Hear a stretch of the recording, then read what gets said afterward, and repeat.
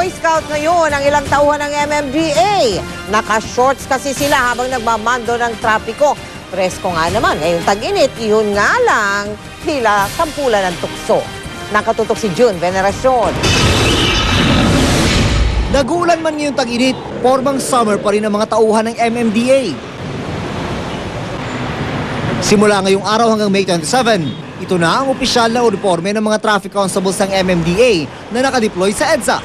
Siyempre, sanay naman po tayo pag mainit ang panahon nag-shorts tayo. So nagkaroon ng inspirasyon si Chairman Francis Tolentino na siguro po maganda for the duration of the summer. Mag-type C uniform sila at ito yung shorts sila ngayon. Nakuha raw ng MMDA ang ideya mula sa mga kawani ng Hong Kong Police. Pero ang kanilang tunay na inspirasyon, ang ating mga Boy Scout. Associate natin ang pagsusuot ng mga short pants sa mga Boy Scouts. At alam natin kung ano naman ginagawa talaga ng mga Boy Scouts. Sila yung mga tumutulong at nag-a-assist sa ating mga mamamayan. At siguro sa pagsuot nila ng ganitong mga pananamit, magkaroon din sila ng sense of assistance. Pero ang ilan, hindi pa nakakaalis ng bahay, nagiging tampulan na ng tukso dahil sa suot na shorts. Nung gabi, sinukat ko. Di nagpa-picture ako. Sabi niya sa akin, para raw akong Boy Scout. Ano sabi mo sa anak mo? Ganyan talaga. Sabi ko, nak, kaya nga nag-aaral tayo maging Girl Scout at Boy Scout para ma-experience din natin. Walang duda, presko raw talaga ang mag-shorts. Yun nga lang, siguradong asartado raw sila sa ilang mapambuskang motorista. Depende sa pangangatawan ng tao. Meron pong maliit, merong malaki. Sabihin, mukha kang hampi-dampi or ang patatas. Hindi pabor ang ilang nakausap namin sa bagong forma ng MMDA. Baka raw kasi pati ibang bus driver at konduktor, mag-shorts na lang din ngayong summer. Parang di rin ako pabor Kasi sir, pag ganyan naka-short, di paano gagalangin yan? Parang yung pumangit. Kasi naka-short lang Pero ang apila ng mga traffic constable, sana irespeto pa rin sila kahit na iba ang kanilang forma. Pakiusap lang din namin, syempre, magalangan din kami. Sila, jeepney driver, bus driver, konduktor, kahit ano suot nila, sir pa rin ang tawag namin sa kanila. So kailangan, galang din nila kami kahit ano pa na may itsura namin.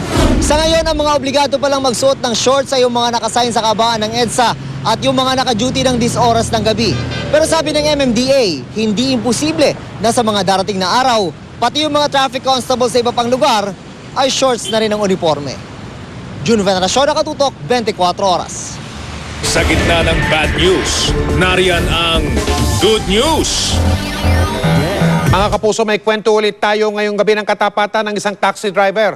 Nanawagan kanina si Sotero Canonoy sa Super Radio DCBB at yan ay para mahanap ang may-ari ng mga gamit na naiwan sa kanyang taxi. Kabilang yan, isang laptop computer, isang gaming console at cellphone. Naiwan yan ng 3 banyagang hinatid niya mula sa isang mall sa Pasay patungo sa airport nung Biyernes ng gabi. Hindi raw niya matunto ng may-ari dahil walang ID sa mga gamit. Mas gustuin ko po na may balik po dun sa tunay na nagmay-mayari. Mas maigi po kasi yung nasa malinis po na pamumuhay po talaga. Kinasuhan na ang 7 empleyado ng Bureau of Customs na sangkot umano sa pagkawala ng halos 200 o 2,000 container vans noong nakaraang taon. Mahigit 200 milyong piso ang buwis na nawala sa gobyerno dahil sa naglahong mga kargamento. Nakatutok si Julio Segovia. Ilang gwardya at tagamando ng pantala ng Bureau of Customs ang kasama na sa naunang kinasuhang 14 na individual mula sa 3 kumpanyang sangkot din umano sa missing container vans noong June 2011. Kasabay dapat nung transshipment. Sa papel meron, sa actual wala. So doon nga kaya nasama sa mga kinasuhan yung mga taong yun. When we went to this, alam namin na magpapalakas po itong kaso dahil nga sa theory namin na may conspiracy between the OC employees and of course yung mga importers. Umaasa ang ahensya na ingunguso na rin ng 7 customs employees ang iba pang sangkot na opisyal. Nasa floating status pa rin ang 16 na opisyal at empleyado ng ahensya na sinasabing sangkot sa missing container vans habang tuloy ang investigasyon. Hanggang sa hindi pa kumpleto ang output ng ang outcome ng investigation, parang ang hirap ibalik sila sa pwesto kasi baka mapulaan naman kami na nasangkot tapos binalik mo pa. Pinatututukan daw mismo ni Pangulong Noynoy Aquino ang kaso.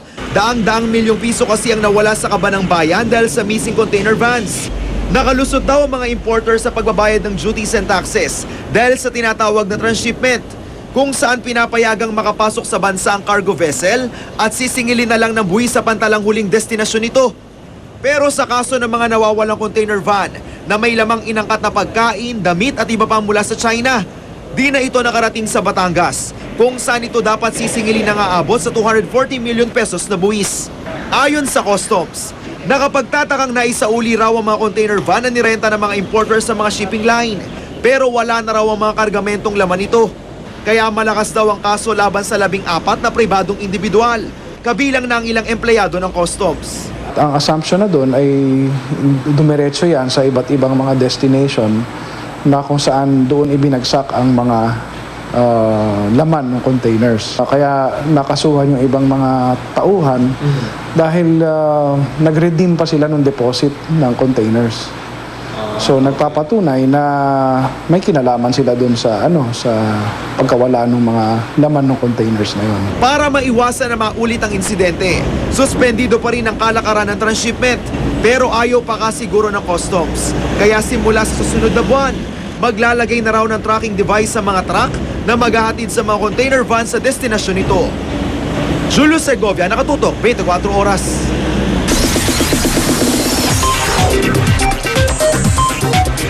Chika Minute!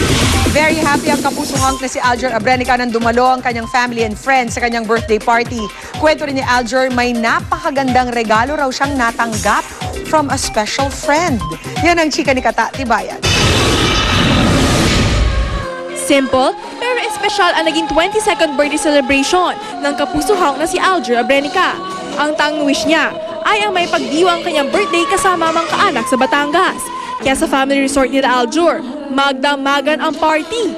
Hindi naman binigo ni Rian Ramos si Alger at humabol siya sa Batangas.